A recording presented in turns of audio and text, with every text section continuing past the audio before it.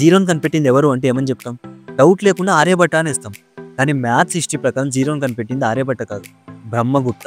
అదేంటి boss, zero అంటేనే maths, మళ్ళీ మ్యాథ్స్ హిస్టరీ అంటావేంటని మీకు డౌట్ రావచ్చు. క్లియర్గా చెప్తా వినండి. ఆర్యభట్ట జీరోను ఎక్కడ వాడాలో కనిపెడితే బ్రహ్మగుప్త మాత్రం జీరోని ఎలా వాడాలో కనిపెట్టాడు. అర్థం కాలే కదా? ఎగ్జాంపుల్తో చెప్తా వినండి. 105 అనే నెంబర్ తీసుకుందాం. ఆర్యభట్ట జీరోని కనిపెట్టక ముందు శతపంక అని రాసేవారు, లేదా చాలా కష్టంగా ఒక పెద్ద సెంటెన్స్తో రిప్రజెంట్ చేసేవాళ్ళు. బట్ ఆర్యభట్ట వచ్చాక 1కి అండ్ 5కి మధ్యలో ఒక సింబల్ని పెడితే 105 అవుతుందని, 1కి 5కి మధ్యలో 2 సింబల్స్ని పెడితే 1005 అవుతుందని, ఇలా జీరోను ఒక నెంబర్గా కాకుండా ఒక సింబల్గా ఇంట్రడ్యూస్ చేస్తాడు. బట్ బ్రహ్మగుప్త మాత్రం జీరోను ఒక సింబల్గా కాకుండా ఒక నెంబర్గా ఇంట్రడ్యూస్ చేసి దానితో అడిషన్, సబ్ట్రాక్షన్స్, మల్టిప్లికేషన్స్ ఎలా చేయాలో రూల్స్ని చెప్తాడు.